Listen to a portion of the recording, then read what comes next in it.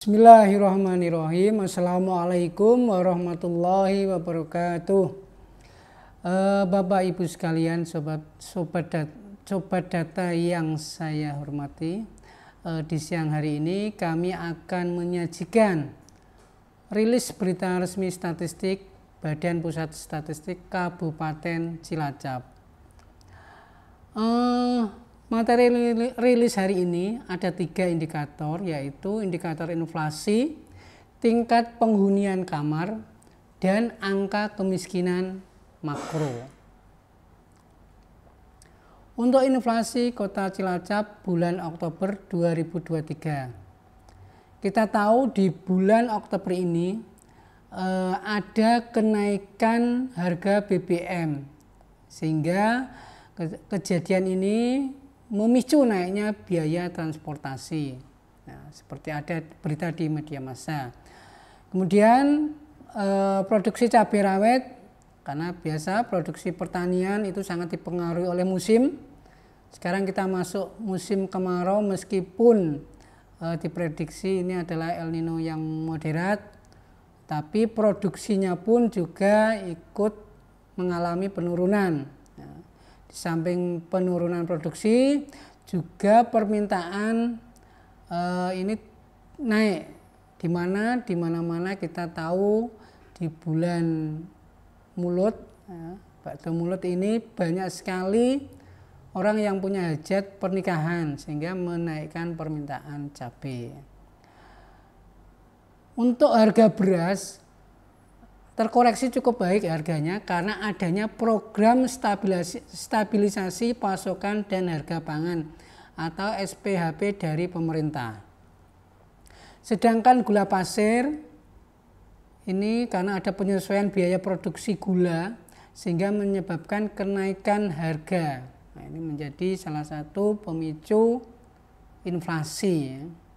Karena kita tahu bahwa inflasi itu penyebabnya 2 yang utama, ya, bisa dilihat dari sisi produksi maupun dari sisi permintaan atau konsumen.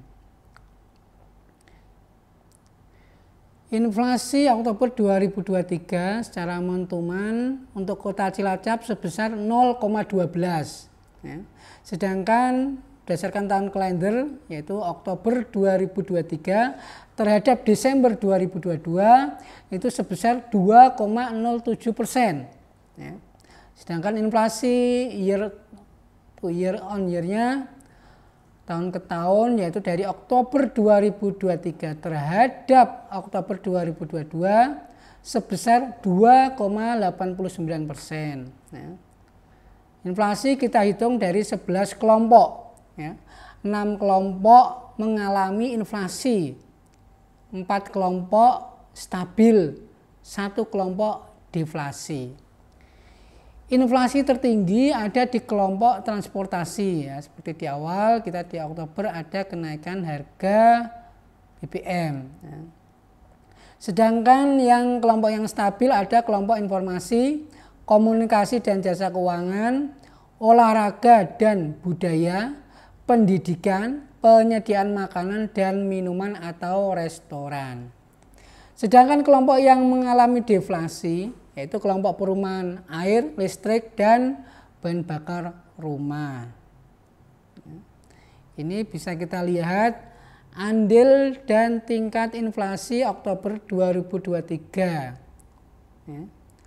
Kita lihat itu ada 11 kelompok berdasarkan andilnya di Oktober 2023. Transportasi memiliki andil 0,78%, ya.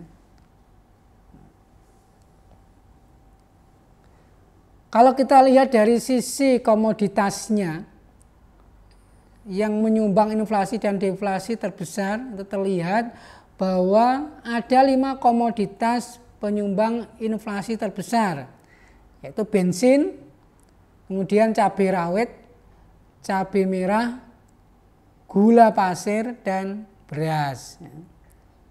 Sedangkan yang menyumbang deflasi itu ada daging ayam ras, ada telur ayam ras, ada kangkung, ada minyak goreng dan pepaya. Ya. Menarik di sini ada 2 produk pertanian yang masuk ke penyumbang deflasi. Ya, kangkung, pepaya, karena kita tahu mungkin bisa jadi kangkung secara produksi akan menurun karena musim kemarau. Tapi karena mungkin juga permintaannya menurun, akhirnya harganya bisa terkoreksi sehingga dia menjadi penyumbang deflasi. Ya. Kalau kita lihat grafik dari series inflasi month-to-month,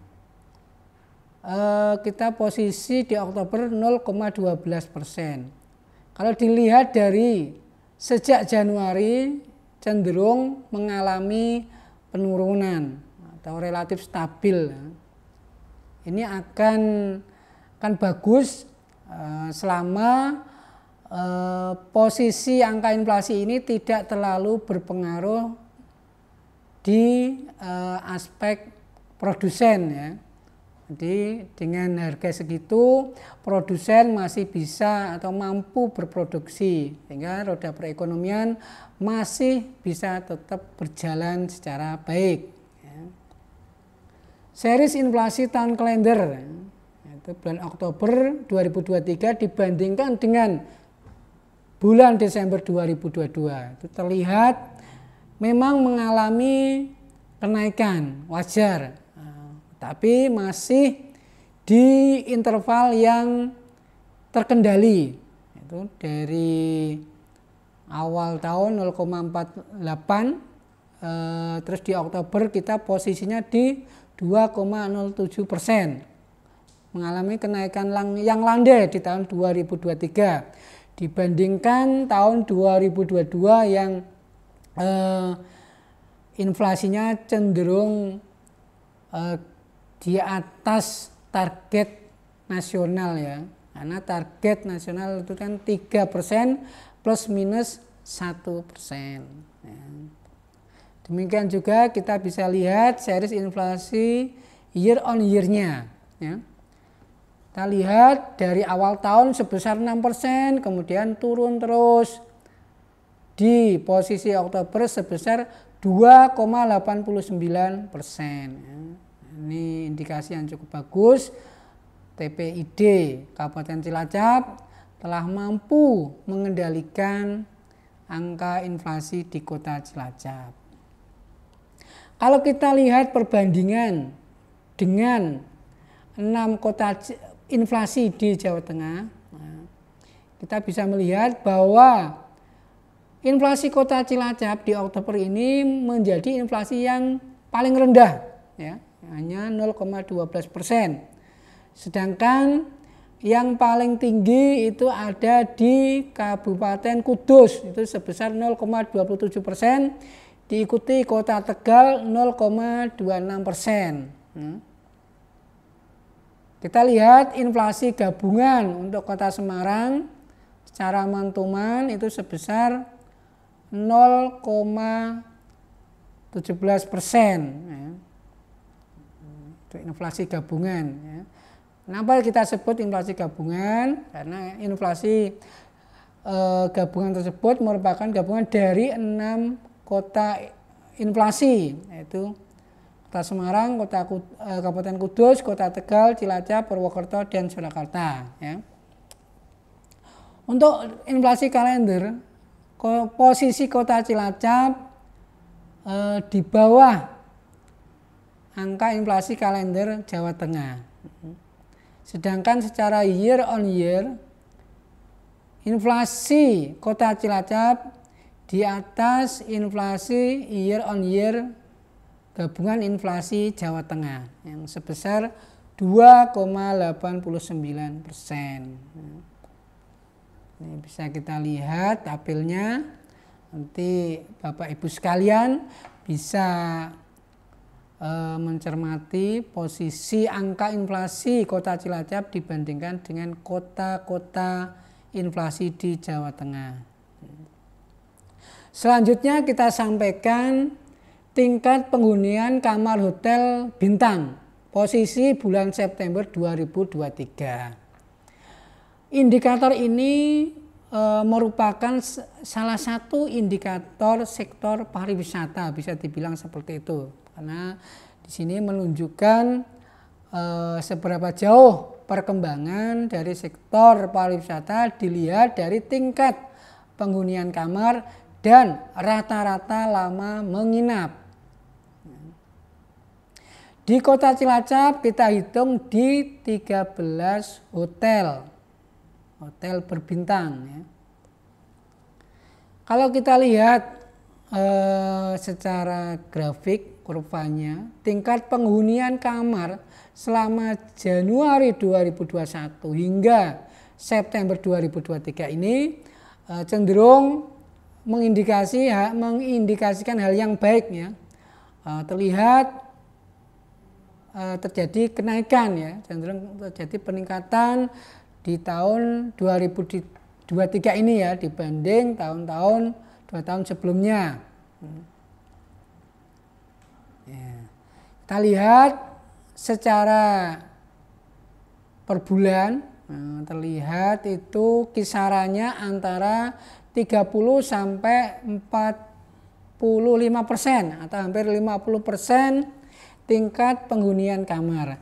Harapannya angka ini adalah semakin besar ya. Kenapa? Kalau semakin besar berarti kan kamar yang ada di hotel itu semakin sering untuk dihuni ya. Nah, kita lihat seperti ini kayaknya maksimal 50% kamar yang tersedia itu baru dihuni ya. Jadi selebihnya jadi belum secara kapasitasnya itu belum maksimal ya. Mungkin bisa digenjot lagi teman-teman yang bergerak di sektor pariwisata sehingga bisa meningkatkan tingkat penghunian kamar di hotel bintang di Kota Cilacap. Kita lihat berikutnya, apabila kita klasifikasikan berdasarkan bintangnya, terlihat TPK yang terbesar itu ada di hotel bintang 3 ke atas ya, yaitu sebesar 40% ya, 40,93 tepatnya ya. Sedangkan bintang 1 hanya 23%, bintang 2 hanya 30% ya. Ini artinya hotel bintang 3 ke atas ini menjadi favorit bagi pengunjung di Kota Cilacap. Nah, kita lihat secara month to month dari year on year, baik bintang 1, bintang 2 maupun bintang 3 cenderung mengalami penurunan. Secara month to month yaitu September 2023 dibandingkan dengan Agustus 2023 mengalami penurunan sebesar 6,02 poin. Sedangkan secara year on year yaitu September 2023 dibandingkan September 2022 juga terjadi penurunan sebesar 7,72 poin. Ini menjadi PR bersama ya, yaitu teman-teman yang bergerak di sektor pariwisata, bagaimana kita menggenjot di sektor ini. Selanjutnya kita lihat rata-rata lama menginap. Angka ini harapan kita juga terjadi angka yang cukup besar ya, atau terjadi peningkatan lah ya, karena semakin besar angkanya itu menunjukkan semakin lamanya menginap seseorang itu di hotel. Kalau kita lihat secara angka ini, secara rata-rata itu rata-rata lama menginap sebesar 1,26 di bulan September. Atau bisa dibilang orang yang menginap di hotel itu paling ya sehari setengah ya. Harapannya bisa ditingkatkan menginapnya itu 2 hari atau bahkan 3 hari ya. Itu bisa menambah penghasilan bagi teman-teman yang bekerja di sektor akomodasi perhotelan ya.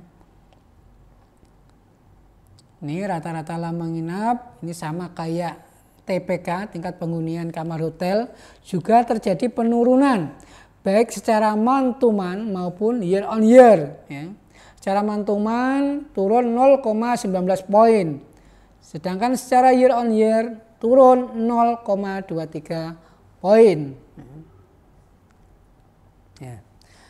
Selanjutnya indikator angka kemiskinan makro. Ya.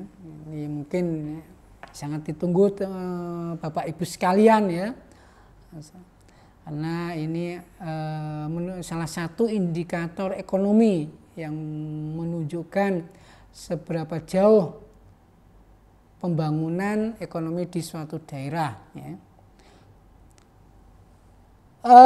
Angka kemiskinan BPS, ya. Konsep dasarnya itu kita menggunakan basic need approach, yaitu kemiskinan dipandang sebagai suatu ketidakmampuan dari sisi ekonomi untuk memenuhi kebutuhan dasar makanan dan bukan makanan yang diukur menurut garis kemiskinan. Ya. Garis kemiskinan juga gabungan dari makanan dan bukan makanan. Penduduk miskin adalah penduduk yang memiliki rata-rata pengeluaran per kapita per bulan di bawah garis kemiskinan. Konsep ini atau metode ini dipakai BPS sejak tahun 1976. Itu kenapa kita konsisten menggunakan metode itu, agar hasil penghitungan itu bisa konsisten, bisa kita bandingkan antar waktu, ya, antar wilayah secara apple to apple. Sedangkan sumber data yang kita gunakan itu menggunakan Susenas atau Survei Sosial Ekonomi Nasional yang kita laksanakan tiap tahun. Ya. Mulai tahun 2011 survei dilaksanakan setiap bulan Maret dan September. Ya. Kenapa 2 bulan? Ini ada keperluannya Bapak Ibu sekalian. Untuk angka kemiskinan tingkat kabupaten itu dihitung dari hasil Susenas bulan Maret. Ya. Sedangkan angka kemiskinan tingkat provinsi merupakan penghitungan dari hasil Susenas bulan Maret dan September. Dan alhamdulillah rilis angka kemiskinan ini lag kita 0 tahun. Artinya pelaksanaan Susenas 2023 itu langsung kita hitung, langsung kita rilis angka kemiskinan di tahun itu juga. Jadi angka kemiskinan tahun 2023 yang angka kabupaten ini adalah merupakan hasil Susenas bulan Maret 2023. Berikut metode penghitungan garis kemiskinan untuk diketahui saja ya. Garis kemiskinan itu merupakan garis kemiskinan makanan ditambah garis kemiskinan non makanan. Ya. Ini kalau kita lihat diagram agar memperjelas ya bayangan kita semua, seperti kita tahu untuk kategori kesejahteraan itu kan biasanya BPS mengkategorikan ada 4 ya, yaitu sangat miskin, miskin, hampir miskin, atau rentan miskin, atau rawan miskin, ya itu ya istilah yang biasa digunakan, atau yang tidak miskin ya, tidak miskin ya berkecukupan lah ya. Nah, hampir miskin ini mendekati dengan garis kemiskinan ya, makanya biasa disebut dengan rawan atau rentan miskin ya. Untuk garis kemiskinan kita menggunakan basket komoditas sebanyak 52 jenis ya. Penghitungannya disetarakan dengan 2100 kilokalori per kapita per hari ya. Sedangkan garis kemiskinan non makanannya kita menggunakan basket komoditas, kita bedakan antara perkotaan dan pedesaan ya. Itu untuk di perkotaan 51 jenis, sedangkan di pedesaan sebanyak 47 jenis non makanan. Karena memang pola komoditas non makanan antara wilayah perkotaan dan pedesaan itu memiliki pola yang berbeda. Nah, ini kita lihat indikator cara penghitungan kemiskinan ya. Di sebelah kiri layar, itu nggak usah istilahnya formulanya ya, Bapak Ibu nggak usah dipusingkan dengan formulanya, cukup nanti dilihat aja angkanya. Biasanya angka kemiskinan itu kita sajikan ke dalam tiga indikator ya. Persentase penduduk miskin atau kita biasanya simbolnya P0. Terus ada lagi indeks kedalaman kemiskinan P1. Ya. Indeks kedalaman kemiskinan ini apa? Ini mungkin Bapak Ibu sekalian ada yang baru mendengar. Indeks kedalaman kemiskinan adalah ukuran rata-rata kesenjangan pengeluaran masing-masing penduduk miskin terhadap garis kemiskinan. Semakin tinggi nilai indeks, semakin jauh rata-rata pengeluaran penduduk miskin dari garis kemiskinannya. Nah, seperti itu ya. Sedangkan P2, indeks keparahan kemiskinan, adalah semakin tinggi nilai indeks, maka makin tinggi ketimpangan pengeluaran di antara penduduk miskin itu. Ya. Jadi harapannya baik P0, P1, P2 itu angkanya semakin kecil, ya, tidak semakin membesar. Ya. P0, P1 dan P2 ini tidak selalu berjalan beriringan. Ya. Terkadang penurunan P0 tidak diiringi dengan penurunan P1 dan P2. Ini bisa kita lihat di diagram di sebelah kiri ya. Daerah A tahun 2021 terlihat jumlah penduduknya ada 11 misalkan ya. Tingkat kemiskinannya ada 36,36% ya. Tapi ketika di 2022 tingkat kemiskinannya menurun, mengecil. Tetapi secara tingkat kedalaman maupun keparahan kemiskinannya dia malah membesar. Ya. Jadi tidak selalu penurunan P0 itu diiringi dengan penurunan P1, P2-nya. Ya. Selanjutnya grafik garis kemiskinan dengan jumlah penduduk miskin. Grafik yang berwarna biru itu adalah garis kemiskinan. Apabila kita lihat secara sekilas garis kemiskinan karena memang dipengaruhi oleh faktor harga, faktor nilai ya, itu sangat terpengaruh sekali dengan inflasi. Itu dari tahun 2012 selalu mengalami kenaikan. Sedangkan penduduk miskinnya, alhamdulillah untuk Kabupaten Cilacap cenderung mengalami penurunan. Ya. 2015 yaitu penduduk miskin sebesar 243 jiwa ya, 243.000 jiwa. Di 2023 ini turun menjadi sekitar 191.000 jiwa. Ya, sudah cukup baik ya. Terus kita lihat ini ya pergerakannya bersama ini ya. Garis kemiskinan dan persentase penduduk ya.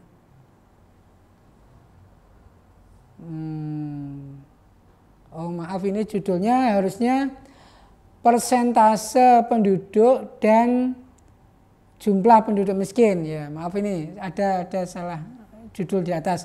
Ini kita bisa lihat di grafiknya aja. Jadi grafiknya ini adalah menunjukkan persentase penduduk miskin dan jumlah penduduk miskin ya. Ini wajar saja ya. Persentase penduduk miskin dan jumlah penduduk miskin itu akan beriringan ya. Kalau menurunnya persentase penduduk miskin, otomatis secara jumlah juga akan menurun ya. Ini persentase penduduk miskin di tahun 2023 ini sebesar 10,99% ya. Menurun sedikit dibanding tahun 2022 yang sebesar 11,02%. Kalau kita lihat untuk indeks kedalaman dan keparahannya ini juga kalau kita tarik ke belakang dari tahun 2015, alhamdulillah untuk Kabupaten Cilacap mengalami penurunan yang cukup berarti ya. Meskipun dibandingkan tahun sebelumnya kita terjadi sedikit kenaikan, nah, di mana untuk indeks kedalamannya kita sekarang 1,54, sedikit naik dibandingkan tahun sebelumnya yang sebesar 1,47. Sedangkan keparahannya itu juga sedikit mengalami kenaikan. Tahun 2023 sebesar 0,35 dibandingkan tahun sebelumnya yang sebesar 0,33.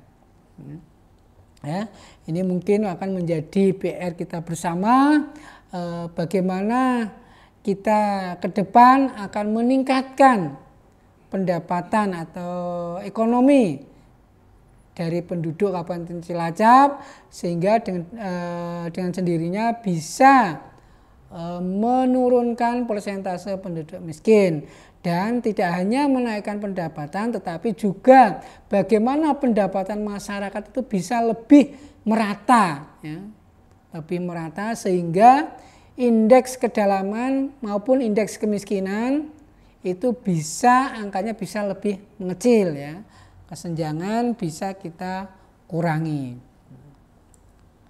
Demikian materi rilis hari ini dari Badan Pusat Statistik Kabupaten Cilacap.